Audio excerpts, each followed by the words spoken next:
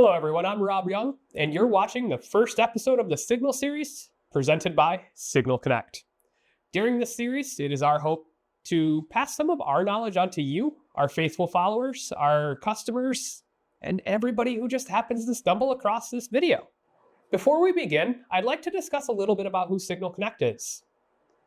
Signal Connect is a part of a larger organization called the Signal Group. The Signal Group has been in business for over 20 years, located in Southeast Michigan in a town called Novi. Here at Signal Group, we assist our customers with telecommunications needs. At Signal Connect, we focus primarily on assisting customers obtain services for things like satellite TV, phone, and internet. We also have a reliable web store at solidsignal.com where you can find a lot of those hard-to-find pieces of equipment for your satellite TV, over-the-air antennas, up to and including splitters and cabling. During this first edition of the Signal series, we're going to talk a little bit about cellular signals and the myths surrounding those. Cell phones are ever present in our lives today. We use them for communication, entertainment, research, and many, many other things. As such, it is quite natural that people want them to get the most out of those devices that they possibly can. Because of this, there have been some myths that have popped up, usually around areas or times where those devices can't be used. And we're going to go into these in detail throughout this segment today. Myth number 1, more bars equals better service. Since the creation of the cell phone, people have relied on bars to tell them how much signal they have available. The bars in the top right corner of the screen, those are a direct correlation to your phone's ability to obtain what's called RSSI. RSSI is Received Signal Strength Indicator. This is a measurement used in wireless communication to determine how much strength is available on a signal that a device can receive. When it comes to cellular signal and determining how good a signal is, though, professionals are going to look at a couple of other measurements. Those measurements are going to be RSRP and RSRQ. RSRP stands for power. The exact translation is received signal, received power. RSRQ, on the other hand, is our quality. Received signal, received quality. When utilizing cellular signal, professionals are going to use these two measurements to determine how good that signal is, how successful a user will be in trying to connect with that signal. There are certain thresholds that they'll look at for each of these as well. So what that means is that each individual manufacturer, they're going to use their own calculations and their own algorithms to determine how much signal 2 bars is going to represent, how much signal 3 bars is going to represent. You could have 2 devices made by different companies sitting on the same table using the same signal, and they may report back a different reading. It's a little like the Wild West. We've all encountered instances where you have 1 bar of signal and you're able to make a call successfully. You were pretty shocked too, because you didn't think it was going to be possible with such low signal. And again, that's because this is just a measurement of the strength of that signal and not necessarily how successful your communication is going to be on that signal. On the flip side, most people have experienced instances where they've had 5 bars of signal. Think the last time you went to a concert or sporting event. You may have had 5 bars of signal, but couldn't make or receive a call, couldn't send a text message. These bars are supposed to be a representation or an indication. They're not a be-all, end-all measurement. At the end of the day, the true test as to how successful you're going to be at making a call is going to be to try. You will never know until you try. Myth number 2. Foil or aluminum stickers to improve cellular signal. In the late 1990s and early 2000s, almost everywhere you went, there was a pop-up phone store. They were in mall kiosks, almost every strip mall across the country as well. and even your standalone brick and mortar stores. These stores catered to the accessories that were required for users using a cell phone. Things like cases, car chargers, wall chargers, and a lot of other things. When you went to the checkout, usually there was a box of stickers right there on the counter, right next to the cash register. That box of stickers said, if you put it on your phone, you'll get better signal.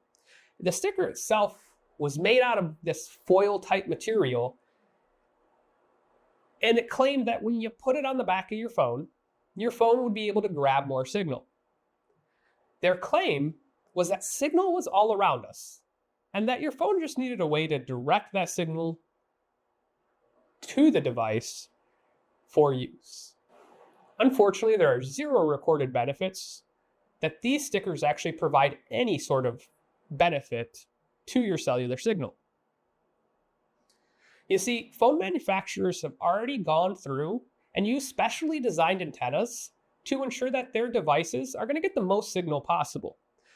After all, their users, their customers, are only going to be happy when they're connected. They want to ensure that their customers are going to stay connected and be connected as much as possible. These stickers will not assist you in obtaining cell signal. And actually, some studies have come out that have shown that there are slight hindrances to the cell signal that these stickers are going to provide to you. It makes sense. The more material you have between your antenna and the tower, the less signal you're going to have. When you add a sticker to the back of your cell phone, you're adding more material that's going to block signal from reaching the antennas that are embedded inside the device. So don't fall for this one. Now, there are things you can do to improve your cellular signal if and when you need to. They're called signal boosters. A signal booster will grab some cell signal from outside using a specially designed antenna once again, bring that inside, amplify it, and rebroadcast it for your use. These devices cost a little bit more than those stickers do, but they actually work. So for you, it's more so of an investment as opposed to an expense. We definitely recommend that you utilize cellular boosters from reputable manufacturers. There are a lot of electronics manufacturers around the world, and not all of them make a quality product. Our partners over at Wilson and WeBoost, they make a quality product right here in the US. We're also familiar with several other manufacturers who make a really good product as well. Cellfi and SureCall come to mind. You can find all of these products at solidsignal.com. And if you need some help determining which one's going to be the best for you, give us a call. You can reach anybody at our Signal Connect team, 866-726-4182. Myth number 3. Cell phones and the signals they use can cause interference with aircraft control systems. This one can be a sore spot for many of us, especially those of us who travel quite frequently. Picture this. You get onto your airplane, you put your baggage in the overhead storage bin, and you take your seat. You pull out your phone, and you start contacting your friends and family. You let them know that you've made it to your flight, you've sat down, and you're just waiting for takeoff. You also let them know that you probably won't be available for the next couple of hours up until you land. Shortly after that, you look around and you notice that most of the other passengers have found their seat as well, and then you hear a voice on the intercom. The message that they say is something along the lines of, "Ladies and gentlemen, thank you for joining us on this flight. At this time, we're going to ask that you please power down your mobile devices, such as cell phones and laptops." It can be kind of irritating, especially when you're in the middle of something, but just like everybody else around you, you want the flight to go well, so you comply. If you've ever wondered why this rule is there, you're not the only one. Over the last 20 years, there's been a lot of research that has gone into this.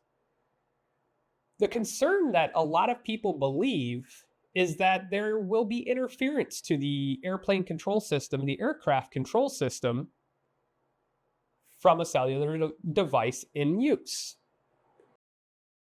There, however, has not been any research done that confirms this is the case. You see, this is an FCC regulation and not an FAA regulation, and the difference is quite stark. For those of you who don't know, the FCC is the Federal Communications Commission.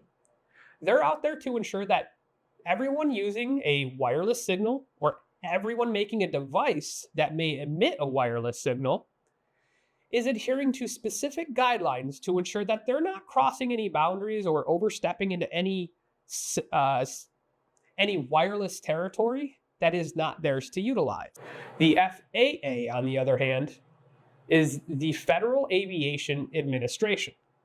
Their job is to ensure that as many planes that take off also land successfully. They focus more so on procedures and guidelines when it comes to the actual aircraft itself. Now, the FCC's concern when they made this rule was that in high-speed takeoff and landing sequences, a mobile device would bounce between towers quickly. So quick, in fact, that it may cause overload issues on the carrier networks. You see, the carrier networks, though designed for a device to bounce between towers, was not designed for those devices to bounce that fast. In that situation, what'll happen is a device will send a request, and by the time it receives an acknowledgement of that request, it's already on another tower. This can cause many issues in a carrier network, so the FCC had stepped in and said, no, nobody can do this. We don't want that.